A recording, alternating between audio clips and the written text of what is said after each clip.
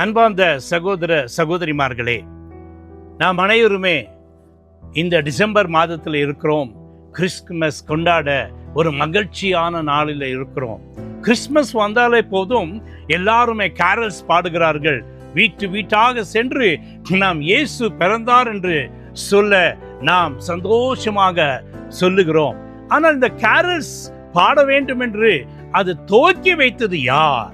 நீங்கள் விவிலியத்தில் வாசிக்கும் போது லூகாஸ் 2 அதிகாரம் 8 14 வரை வாசித்து பார்க்கும்போது, பிதாவாகிய தேவன் தேவதூதனை கன்னி மரியாதை இடத்துல அனுப்பினார். காரணம் என்ன? கன்னி மரியாதை அழைக்க, இயேசுவின் தாயாக மாற. அதே பிதாவாகிய தேவன் தேவதூதர்களே, இதோ ஆடு மாடு மேய்க்கிறவர்களிடத்திலே தேவதூதரை அனுப்புகிறார். அந்த தேவதூதர்கள் தான் இந்த கேரல்ஸ் பாடலை பாடினார். அவர் பாடின பாடல்கள் என்ன? லூகாஸ் 2 அதிகாரம் 8 வாசிக்கும் போது அவர் சொன்னார்கள், பயப்படாதீர்கள். காரணம் என்ன?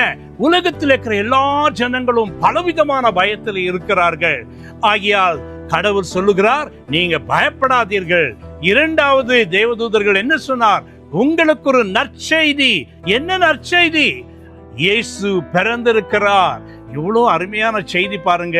உலக பிரகாரமான விதத்திலே பணம் வந்தால், சொத்து வந்தால், வீடை கட்டினால், இன்னும் பல காரியங்கள் செய்தால் அது நற்செய்தி என்று நினைக்கிறோம். ஆனால் பரலோகத்திலிருந்து வந்த செய்தி என்ன? இயேசு இவ்வுலகத்திலே பிறந்திருக்கிறார். உங்களோட கஷ்டங்களை தீர்க்க, வியாதிகளை குணமாக்க, பாவத்திலிருந்து விடுதலையாக்க, சாபத்திலிருந்து விடுதலையாக்க, நித்திய ஜீவத்தை கொடுக்க இயேசு பிறந்திருக்கிறார். இதுதான் அருமையான ஒரு நற்செய்தி.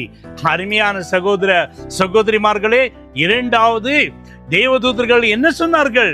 நீங்க வாசித்து பாருங்க. மத்தேயு 5 அதிகாரம் 16 சொல்லப்படுகிறது, உன்னதங்களிலே கடவுளுக்கு மகிமை.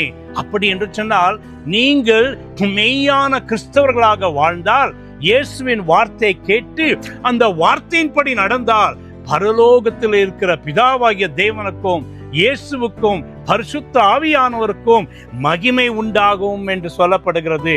3வது அந்த தேவதூதர்கள் என்ன சொன்னார்கள் தெரியுமா? உங்களுக்கு சமாதானம். உலகத்திலே சமாதானம். இன்று சமாதானம் இல்லாமல் தவித்துக் கொண்டிருக்கிறார்கள். அன்பார்ந்தவர்களே, ஐசாயா 9 அதிகாரம் 6 வாசித்து பாருங்க. இயேசுவே சமாதானத்தின் பிரபு என்று சொல்லுகிறார். இந்த கிறிஸ்துமஸ் விழா கொண்டாடும் போது இயேசு நமக்குள் பிறக்கவும், இயேசு நம்முடைய வீட்டில் பிறக்கவும், அவரை கூப்பிடுவோம், அவரை ஜெபிப்போம். அப்பொழுது நமக்குள் சமாதானம் இருக்கும், உலகம் எங்கும் சமாதானம் இருக்கும். இயேசு தானே உங்களோடு இருந்து உங்களை ஆசீர்வதிக்க வேண்டும் என்று நான் ஜெபிக்கிறேன்.